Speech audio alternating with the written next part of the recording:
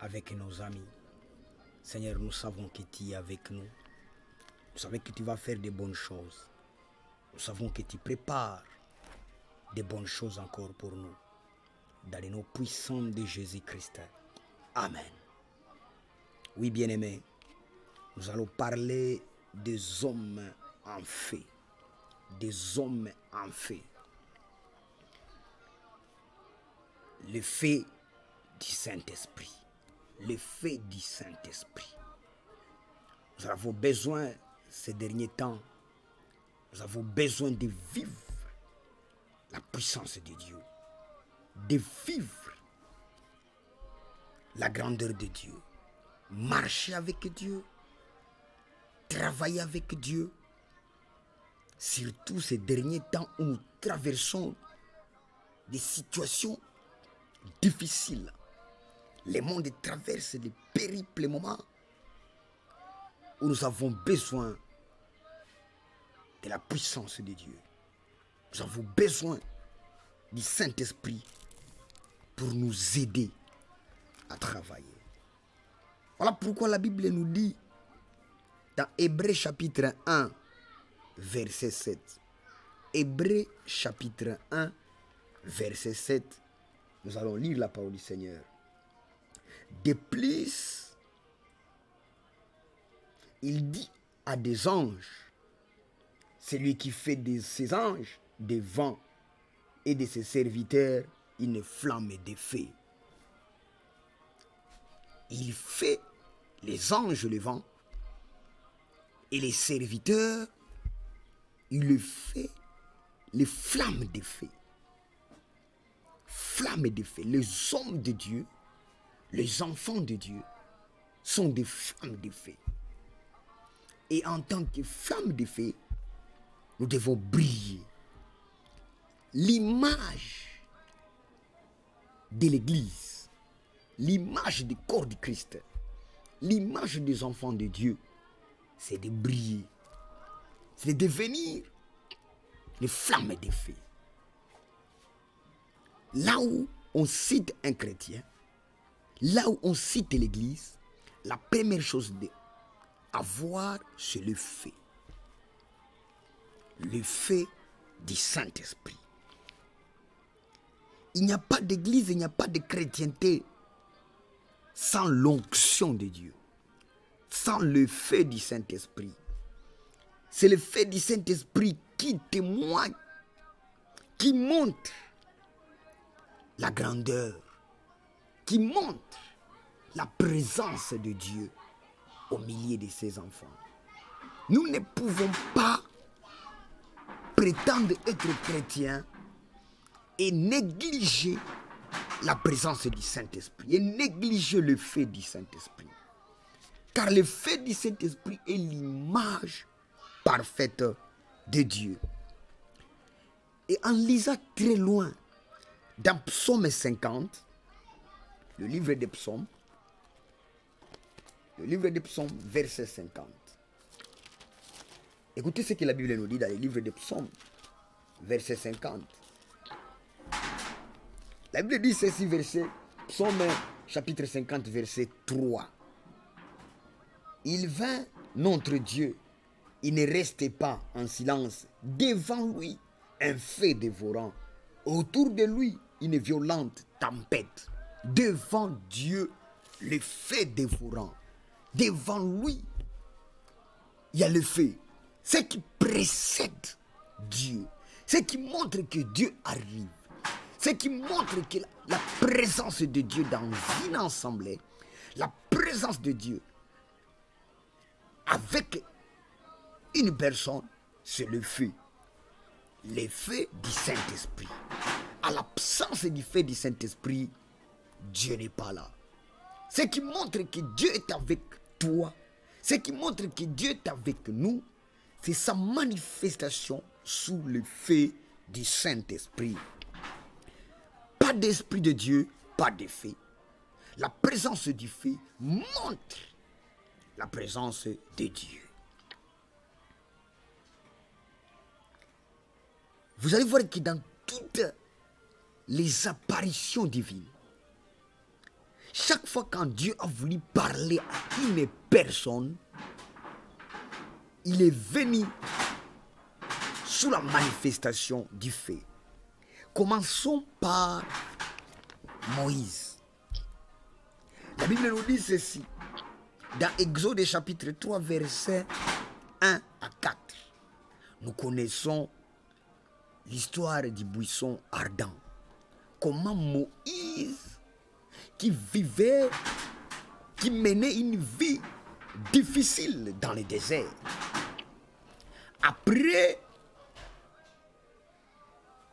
avoir quitté Pharaon, la Bible nous dit qu'il est allé se réfugier dans les montagnes, dans le désert. Et dans les montagnes, Moïse pétrait les troupeaux. Et un jour, Moïse tourne les regards et voit un buisson ardent. Le feu qui brillait. La Bible nous dit que Moïse a tourné les regards attentivement et il a regardé le feu. Et dans le feu, il a entendu la voix lui parler. Dieu est venu dans le feu. Parce que nous venons de le lire dans Psaume 50, verset 3. Nous venons de le voir que avant que Dieu arrive, avant que Dieu parle à une personne, il se précède par le feu. Le feu est le précurseur. Le feu est l'élément que Dieu envoie. C'est l'élément qui montre la présence de Dieu. L'onction sous le feu du Saint-Esprit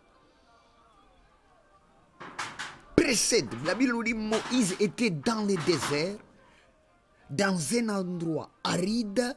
Nous connaissons les déserts, que dans les déserts, il y a des difficultés. Que dans les déserts, ce n'était pas un hôtel. Ce n'était pas un endroit où le climat était bon. Ce n'était pas un endroit où ça marchait très bien. Ce n'était pas un endroit où Moïse était à l'aise. Nous savons que les déserts, c'était un endroit aride. C'était un endroit solitaire. Il était seul. Le froid les frappait. La solitude était avec lui. Dans les déserts, Moïse n'avait personne à côté de lui. Et c'était quelqu'un qui était délaissé parce qu'il traversait les moments difficiles à cette époque-là. Mais Dieu est venu les parler sous les faits. Laisse-moi te dire que le désert, parfois, la vie difficile, le problème de la vie, les problèmes de la société peuvent vous aider à comprendre la présence de Dieu. Les problèmes de la société peuvent vous aider à avancer vers Dieu. Moïse, nous le voyons, dans une situation difficile, dans un moment difficile, mais Dieu le parle. Dieu ne l'abandonnait pas. Dieu était avec lui et il ne l'a pas laissé. Voilà pourquoi la Bible nous dit ceci, que étant dans ce désert, il a vu le feu. Et sous le feu, Moïse a voulu comprendre quel est ce mystère. Quel est ce phénomène-là. Il a avancé. Dieu lui a parlé dans les feux ardents. Voilà pourquoi que nous disons que chaque fois que vous voyez les feux, chaque fois quand le feu vient vers vous, le feu du Saint-Esprit, ça précède le moment dans lequel Dieu veut vous parler. Le feu du Saint-Esprit prépare l'avènement de l'utilisation, de l'onction. Jésus-Christ dit à ses disciples, restez à Jérusalem, n'allez pas, attendez jusqu'au jour où vous serez loin du Saint-Esprit. Quand vous serez loin, quand vous aurez la force, quand vous aurez la puissance, vous serez mes disciples, vous serez mes témoins, vous allez témoigner partout, Jérusalem, Samarie, Jérusalem, Judée, Jérusalem, jusqu'aux extrémités de la terre. Ce n'est qu'avec l'onction du Saint-Esprit, ce n'est qu'avec la puissance du Saint-Esprit que vous pouvez être capable de témoigner Jésus-Christ partout où vous allez. Et lorsque les disciples qui craignaient, la Bible nous dit que Pierre vivait dans une crainte. Lorsque la femme lui a dit, toi, tu marches et tu as été comme cet homme de Nazareth, Pierre avait refusé ce jour-là parce qu'il n'était pas encore loin du Saint-Esprit. Mais dans la chambre haute, en lisant Actes des Apôtres chapitre 2, la Bible nous dit ceci, quand ils étaient remplis du Saint-Esprit, le même Pierre qui niait Jésus, le même Pierre qui avait la honte de parler devant les gens, le même Pierre qui n'avait pas cette audace-là de parler de Jésus, il s'est relevé. Le bon matin, ce jour-là, vers 9h, il a pris la parole et il a commencé à parler que c'est Jésus qui est la solution. Parce qu'il était rempli, parce qu'il était brillé par ce fait du Saint-Esprit. C'est avec l'effet du Saint-Esprit que vous pouvez aider ce monde. Regardons un tout petit peu ce que nous vivons maintenant. Avec la maladie à virus Ebola, Covid-19. On en parle, on donne les chiffres. Avant, c'était le nombre de morts, les chiffres du nombre de morts. Ils ont changé. Les chiffres et le nombre de personnes contaminées. Après, ce sont les variants. Après les variants, ce sont les chiffres des personnes qui étaient proches en contact avec ceux qui étaient contaminés. Tout ça, ils sont en train de créer une crainte en nous, une peur en nous. Mais laisse-moi te dire ceci, bien-aimé dans le Seigneur, qu'avec le Saint-Esprit, vous n'aurez pas peur. Avec le Saint-Esprit, vous êtes plus que vainqueurs. Même si la maladie venait, même si l'angoisse venait, même si les problèmes venaient, le Saint-Esprit vous défendra. Le Saint-Esprit vous donnera l'audace, les ailes de parler de Jésus-Christ.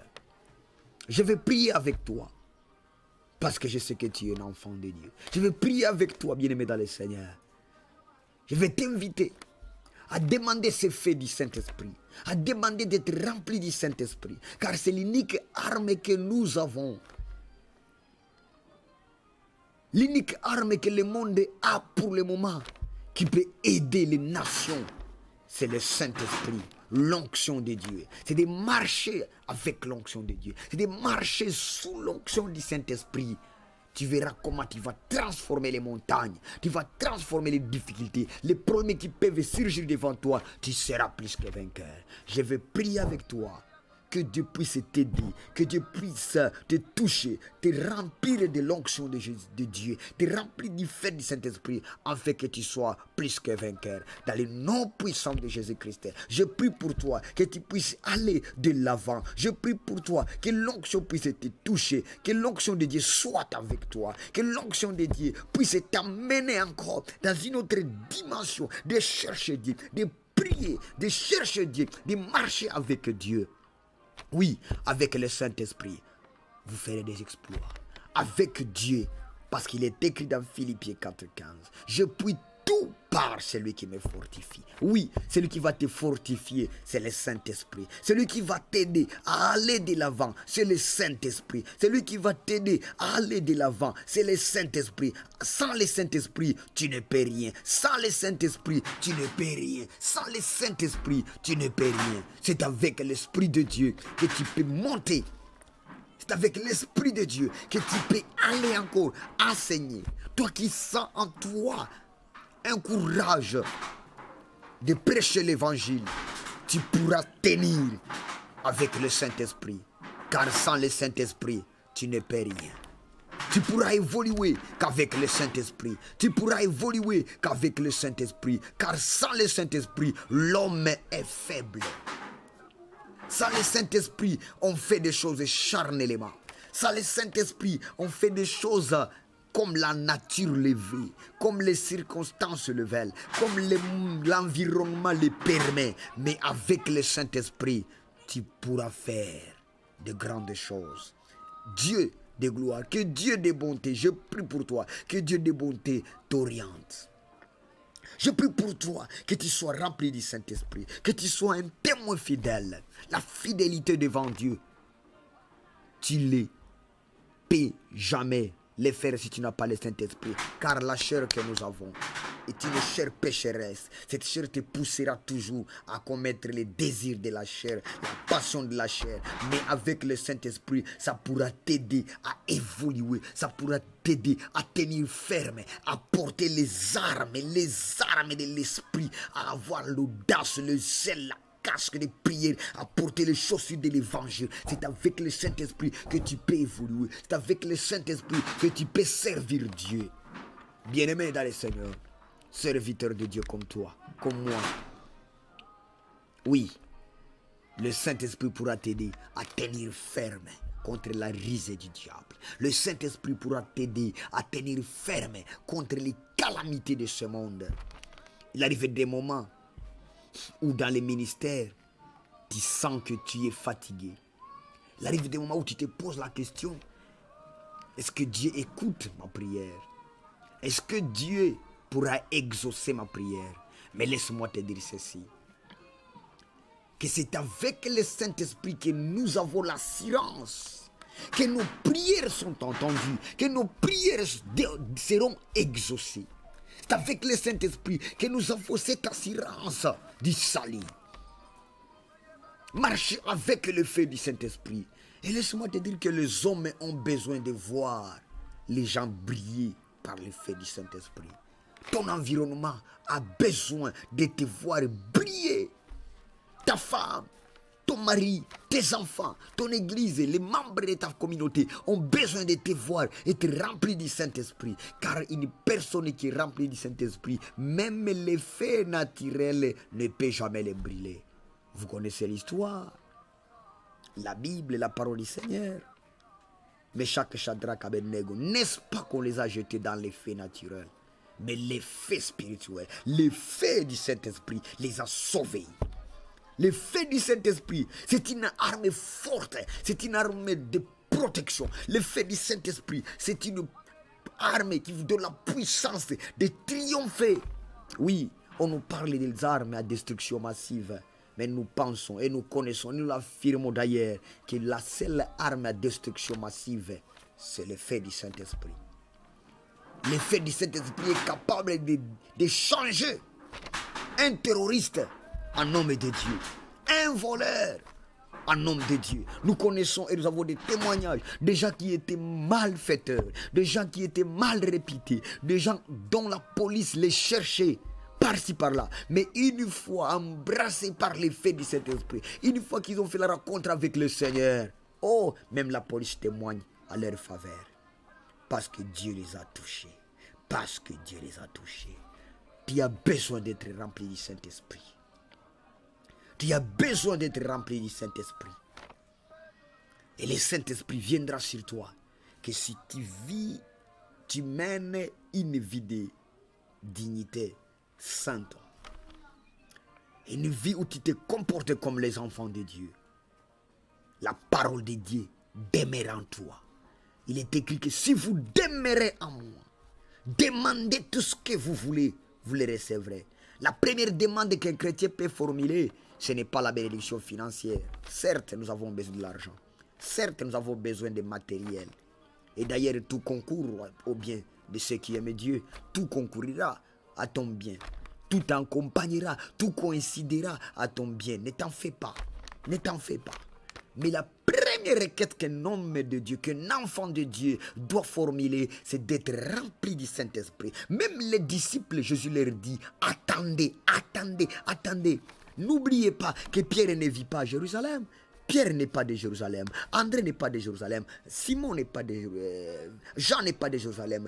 Tous les disciples, tous les 12, les 11 disciples ne sont pas de Jérusalem. Jésus-Christ les a récupérés à Galilée. Il les a récupérés à Samarie. Il les a récupérés dans les territoires, à Bethléem. Et il est venu avec eux. La Bible nous dit son entrée triomphale à Jérusalem quand on chantait Hosanna, Hosanna, Hosanna, Hosanna, Hosanna. Quand Jésus descend sur Jérusalem, il vient avec une équipe.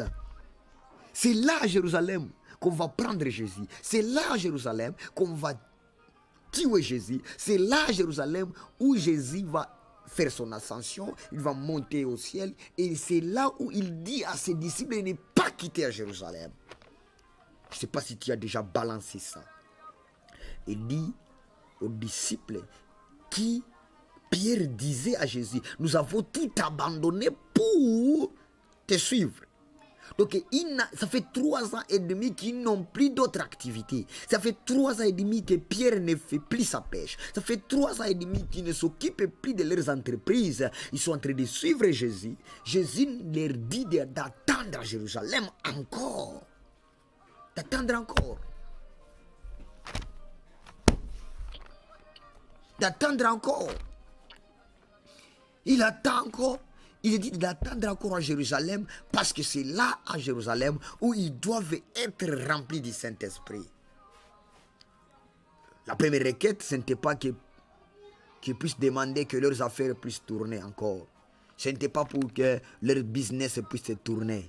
Mais il leur avait dit, attendez à Jérusalem que vous puissiez être remplis du Saint-Esprit. Quand ils ont été remplis du Saint-Esprit, n'est-ce pas que leur nom fit écrit dans les annales? N'est-ce pas que leurs noms sont devenus les modèles du monde?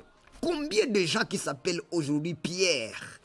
Combien de gens souhaitent donner leurs enfants le nom de Jean? Combien de personnes souhaitent donner leurs enfants le nom d'André? C'est parce que ces gens-là étaient remplis du Saint-Esprit. Voilà pourquoi nous avons besoin d'avoir leurs modèles. Nous les copions, nous les imitons, nous voudrons être comme eux. Pas parce qu'ils étaient pécheurs, pas parce qu'ils étaient disciples de Jésus, pas parce qu'ils sont des juifs, mais parce qu'ils étaient remplis du Saint-Esprit. Et en ayant été remplis du Saint-Esprit, ils ont bouleversé le monde, ils ont changé le monde. Oh, alléluia. Le Saint-Esprit vous donnera une célébrité. Pierre a une grande célébrité dans le monde. Jean a une grande célébrité dans le monde parce qu'il était rempli du Saint-Esprit. Le Saint-Esprit t'amènera à une autre dimension. Vous allez monter de l'onction en onction, de la dimension en dimension. Vous montez des escaliers. L'apôtre Paul dit le premier cieux, le deuxième cieux, le troisième cieux, jusqu'au 7e cieux. Oui, ce sont les dimensions, les degrés dans lesquels vous devrez monter quand vous êtes rempli du Saint-Esprit. Le Saint-Esprit vous amènera à s'y porter. À s'y porter. Souvenez-vous de ces mêmes pierres-là. C'est lui qu'on disait, il a marché avec Jésus. Il a refusé devant une femme. Il a refusé devant une foule. Il a refusé. Mais quand le coq a chanté, il est allé se repentir. Il a pleuré. Et lorsqu'il était rempli du Saint-Esprit, le livre d'Actes des Apôtres nous dit ceci. Un jour, on les prend, on a commencé à les flageller, on a commencé à les taper. Il dit, je suis content parce qu'on m'a tapé à cause du Christ, parce qu'on m'a flagellé à cause du Christ. Le Saint-Esprit lui a donné même la capacité d'endurer la souffrance. Alléluia. Quand vous avez le Saint-Esprit, il domine même la chair. La douleur charnelle n'est plus rien sur vous. Parce que le Saint-Esprit vous domine. Parce que le Saint-Esprit est avec vous. Bien-aimés dans le Seigneur, quand vous avez le Saint-Esprit, vous allez voir que votre vie va changer. Vous allez devenir une autre personne. Car le Saint-Esprit vous amènera dans une autre dimension. Le Saint-Esprit vous conduira dans une autre dimension. Que Dieu vous bénisse. Que Dieu vous bénisse, bien-aimés dans le Seigneur. Que Dieu vous bénisse, bien-aimés dans le Seigneur. Et nous allons prier ensemble pour terminer cette émission. Te bénissons, Père éternel. Te bénissons, éternel Dieu de bonté. Dans le nom puissant de Jésus-Christ, je prie pour mon bien-aimé, afin qu'il soit touché par toi, qu'il soit rempli du Saint-Esprit. Dans le nom puissant de Jésus-Christ. Amen.